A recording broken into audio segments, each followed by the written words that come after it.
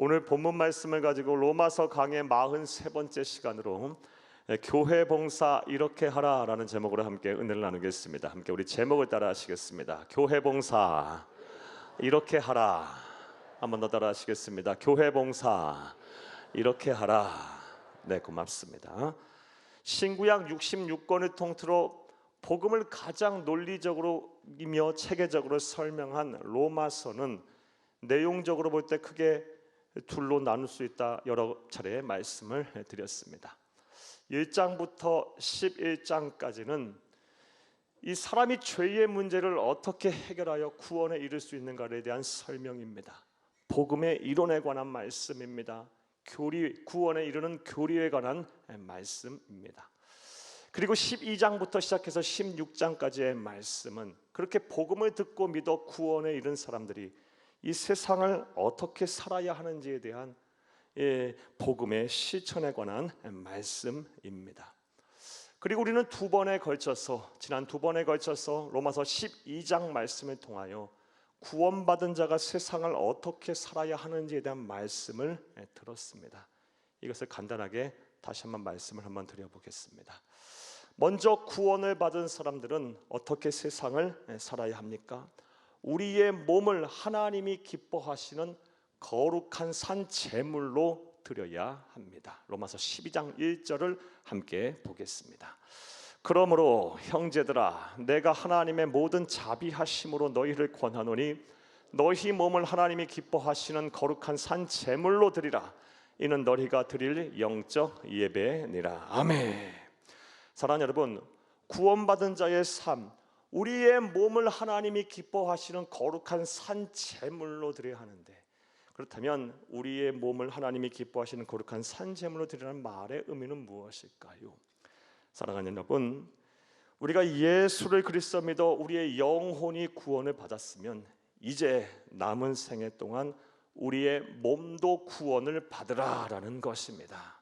그리고 이를 위해서 사랑하는 여러분, 우리의 몸을 죄로 더럽히지 말고 성결하게 살라는 것입니다. 이것을 믿고 실천하는 여러분 되기를 간절히 주의 이름으로 축복합니다. 또한 우리의 나이, 사회활동, 경제적 상황과 상관없이 우리의 몸을 항상 최상의 상태로 만들어 하나님 앞에 나와 하나님을 섬기고 하나님께 예배하라라는 것입니다. 이것이 우리의 몸을 거룩한 산 제물로 드리는 것입니다. 나아가서 그리스도인답게 합당한 그에 걸맞는 봉사와 섬김을 하라는 것입니다. 이것이 바로 영적인 예배를 뜻하는 것입니다. 부디 구원받은 여러분 모두가 다 여러분의 몸을 하나님이 기뻐하시는 거룩한 산 제물로 드리시기를 간절히 주의 이름으로 부탁합니다. 자, 또 두 번째로 이렇게 우리의 몸을 거룩한 하나님이 기뻐하시는 거룩한 산 제물로 드리라는 것 말고 또 우린 지난 시간에 어떠한 말씀을 들었습니까? 구원을 받은 자는 반드시 하나님의 뜻대로 살아야 합니다. 그것이 구원받는 자의 삶입니다.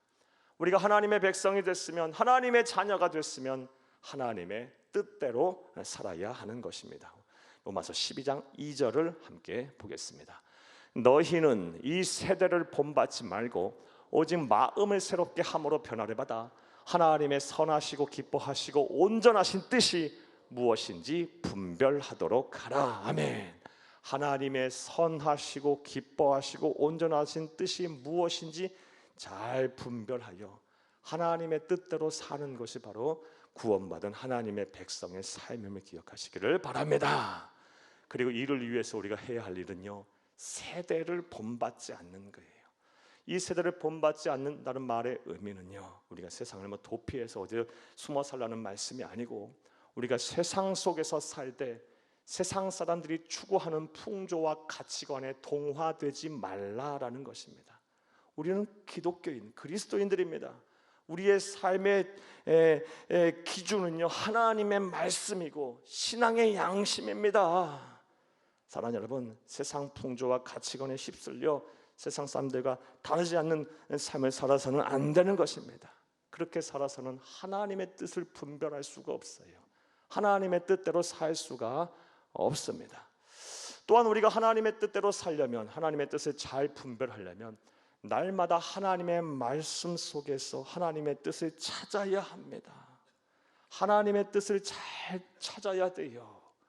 그리고 지혜의 영이신 성령님께 지혜를 구해서 우리가 하는 수많은 선택과 결정이 하나님의 뜻인지 아닌지를 잘 분별할 수 있도록 우리에게 지혜를 구해야 합니다. 이런 노력과 실천을 통해서 구원받은 하나님의 백성답게 하나님의 뜻대로 사시는 여러분들이 되기를 다시 한번 간절히 주의 이름으로 축복합니다. 자, 여기까지가 지난 시간에까지의 말씀입니다. 이제 오늘의 강해를 하겠습니다.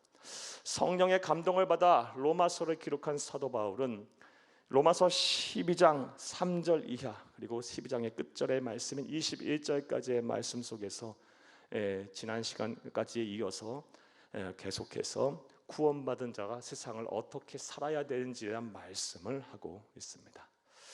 자, 로마서 12장 3절부터 시작해서 끝절인 21절까지의 구원받은 자의 삶의 모습에 대해서 여러분 요약해서 말씀을 드리면 바로 구원받은 자는 반드시 다른 사람을 위해 봉사와 섬김의 삶을 실천하며 살아야 한다라는 것입니다.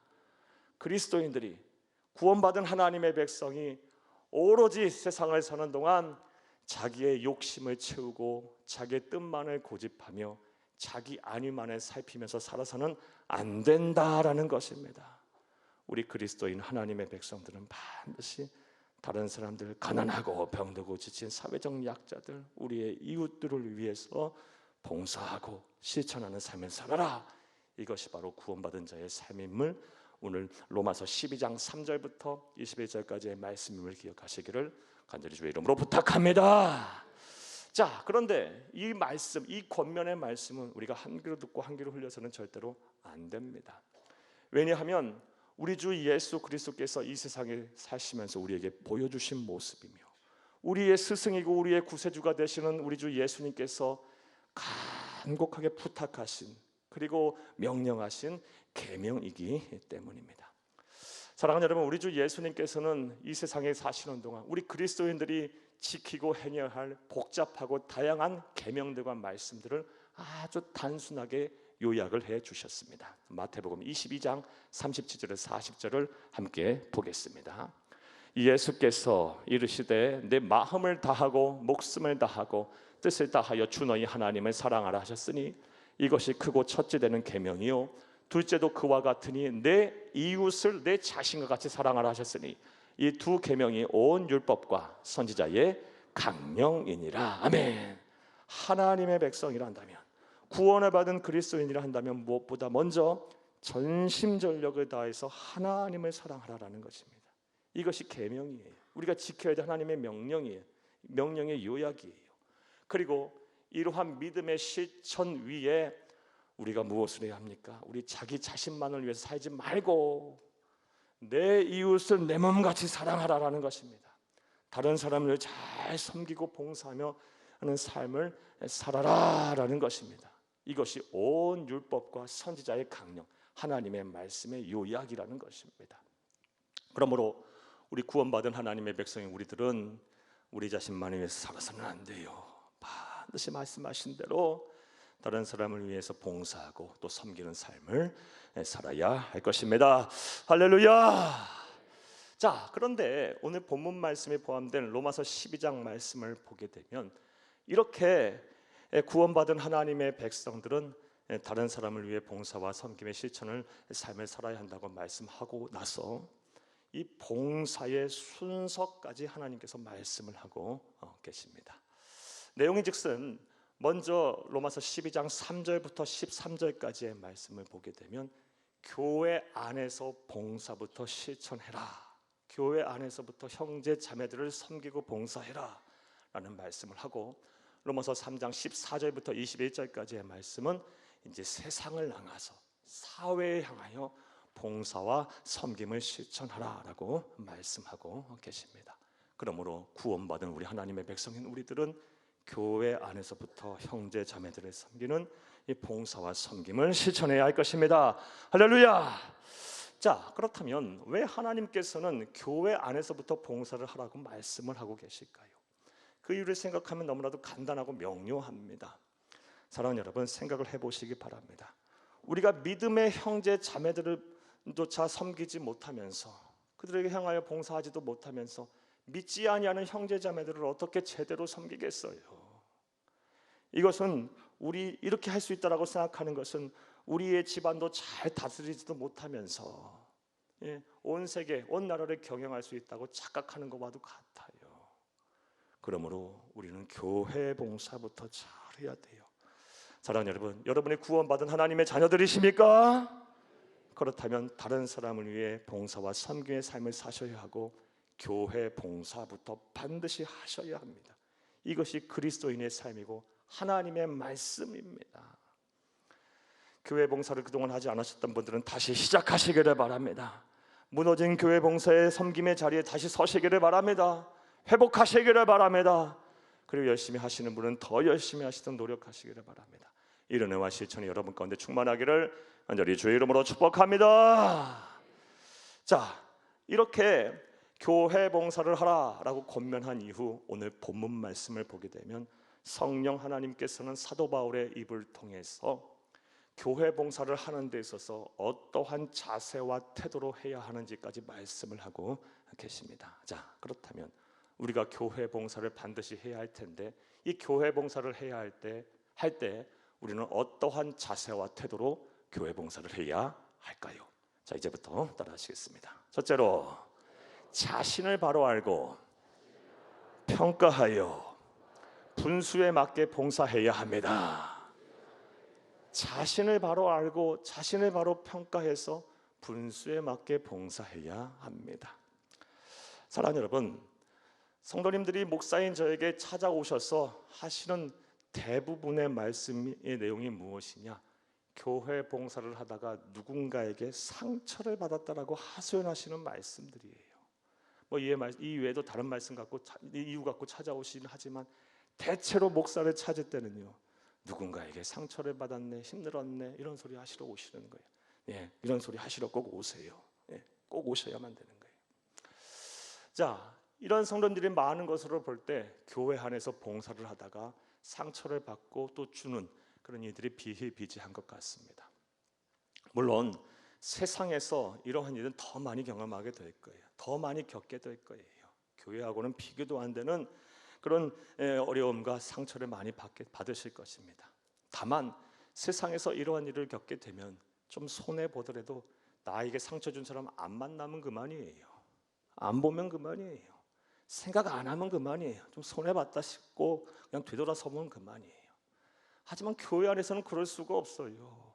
왜요? 사랑하는 여러분, 왜냐하면 교회 안에 우리의 믿음의 형제자매들과 우리는 바로 예수 그리스도의 보혈의 피로 한 형제 한 자매가 된 가족 공동체이기 때문입니다.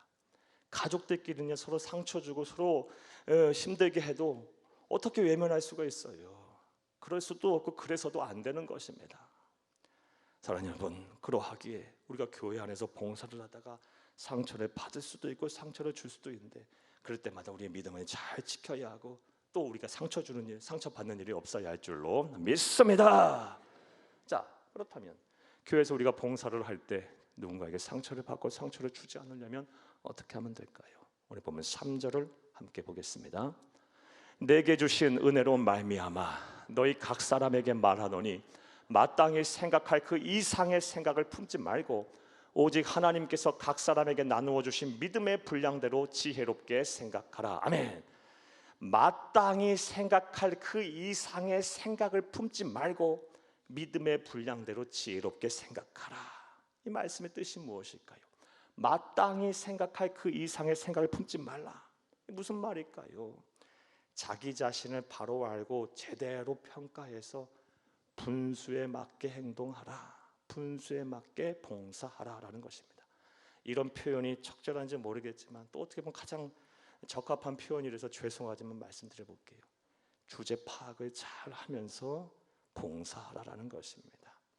이렇게 자기 자신을 바로 알고 바로 평가해서 분수에 맞게 봉사하게 되면 상처를 받을 리도 없고 상처를 줄 리도 없고 교회 봉사를 하나님의 은혜 속에 잘 하실 수가 있는 것입니다. 실제로 교회 봉사를 하다가 상처를 받았다고 하시는 분들의 말씀을 들어보면 이런 말씀들만 하세요. 자기가 다른 사람에게 잘못했다는 얘기는 절대 안 해요. 상처를 준 얘기는 안 해요. 오직 자신이 받은 상처들만 계속해서 얘기를 해요. 사랑하는 여러분, 사람과의 관계는 서로 상호작용을 하는 관계인데요, 내가 상처를 받았으면 누가 상처를 준 거고, 내가 상처를 줬으면 누가 상처를 받는 거예요. 함께 이루어지는 거예요. 그런데 상처를 받았다고 하시는 분들은 오로지 그냥 자기가 잘못한 일에 대해서 한마디도 안 하시고, 누구에게 상처를 받았느니, 어려움을 당했느니, 이런 얘기들만 하셔요. 자, 그렇다면 우리가 이렇게 이야기하는 주된 이유가 무엇일까요? 바로 내 자신을 제대로 모르기 때문에 그래요.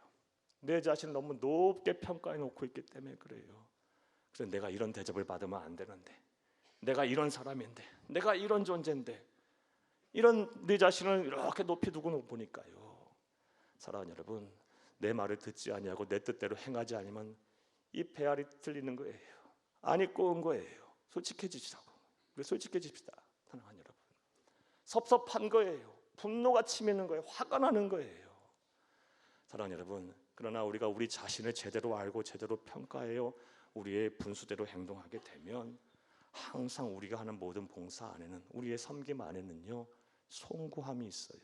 미안함이 있고요, 감사함이 있어요.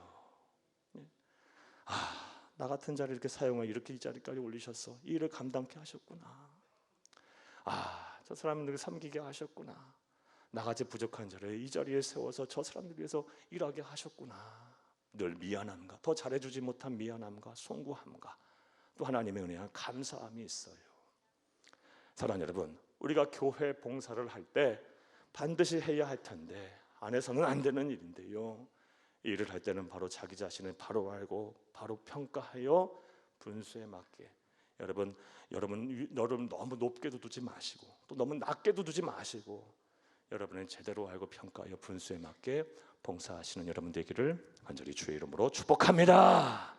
자, 그렇다면 어떻게 하면 우리가 또 생각을 해봐요. 우리가 우리 자신을 바로 알고 바로 평가할 수 있을까요? 우리 자신을 객관화하고 정직한 눈을 가지고 우리 자신을 평가하여 분수에 맞게 행동하려면 어떻게 하면 될까요? 이와 관련해서는 두 가지의 권면의 말씀을 여러분에게 드리려고 합니다.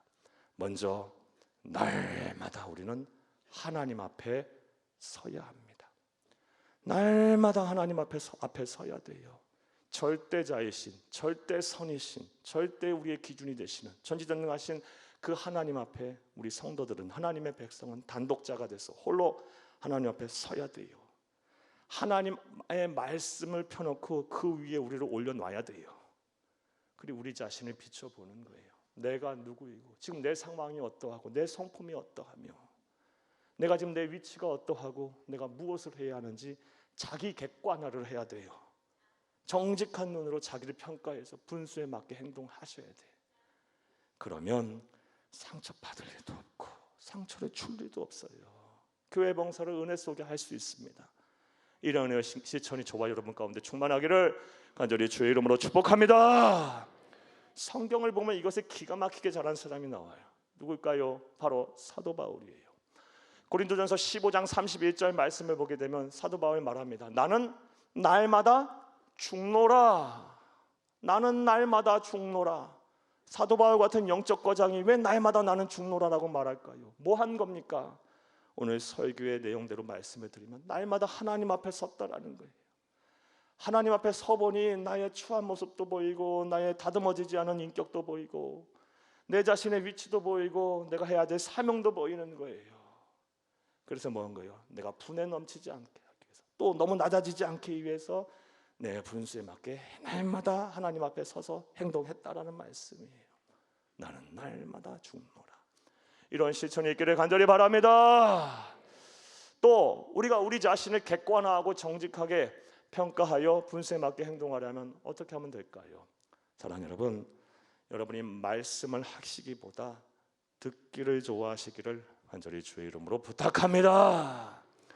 이 자기 객관화가 잘 안 되시는 분들, 자기 자신을 제대로 평가하지 못해 분수에 맞지 않게 행동하시는 분들, 다른 말로 교회 봉사하다 상처를 받으시는 대부분의 분들은요, 말씀을 하시기를 좋아하세요.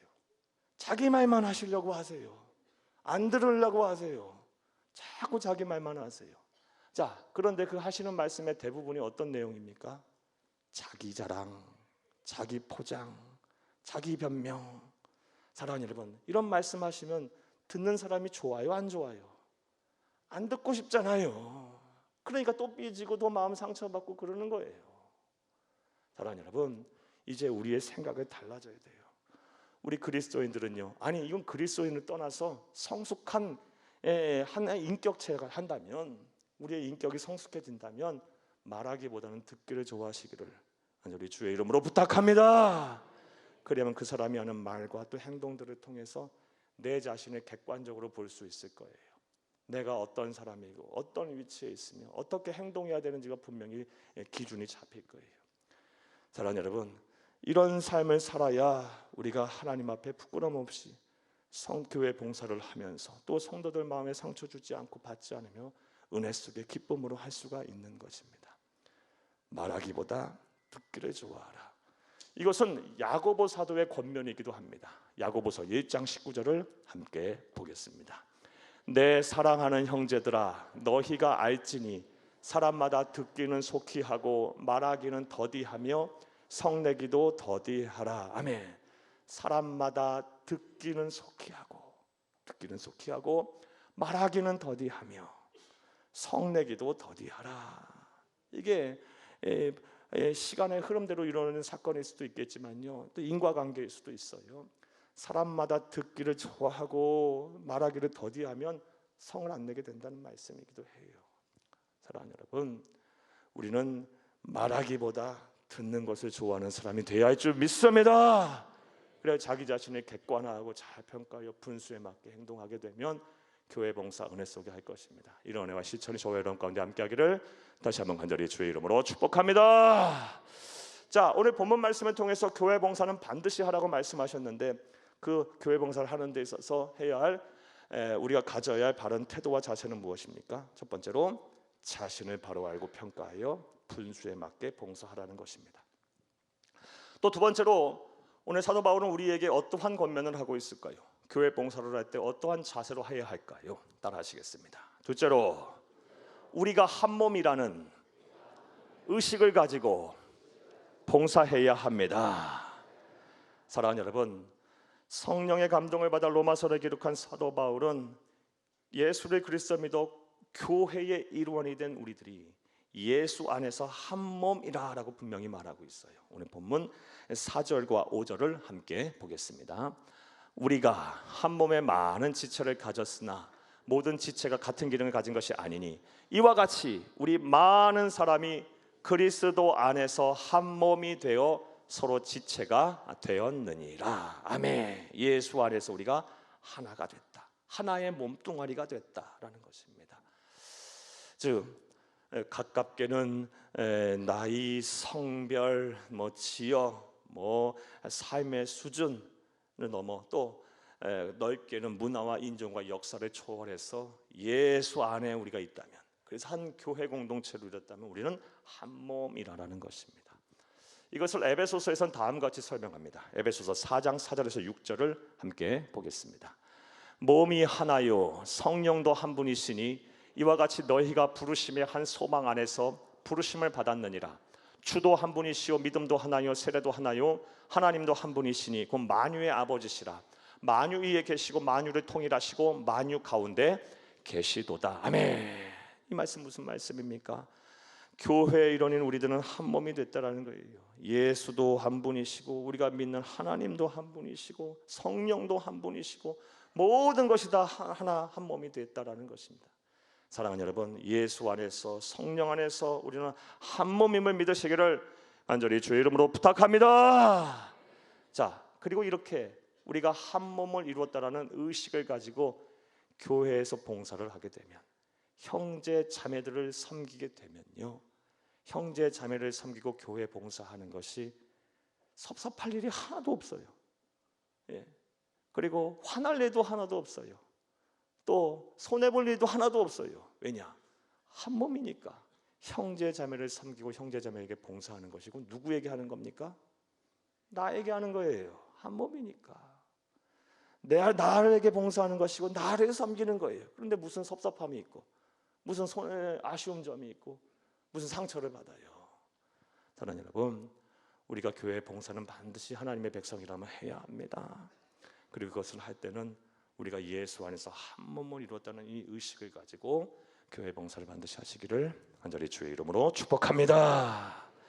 또 세 번째로 사도 바울은 우리에게 어떠한 권면을 하고 있을까요? 우리가 교회 봉사를 할 때 어떠한 마음과 태도로 교회 봉사를 해야 할까요? 따라하시겠습니다. 셋째로, 받은 은사를 활용하여 봉사해야 합니다. 받은 은사를 활용해서 봉사를 해야 한다. 이게 교회 봉사하는 데서 우리가 가져야 될 태도와 자세예요. 사랑하는 여러분, 우리가 예수를 그리스도 믿어 구원을 받는 그 순간부터 우리에게 놀라운 특권을 하나님께서 주십니다. 그 중에서 한 특권이 무엇이냐? 성령께서 선물을 주세요.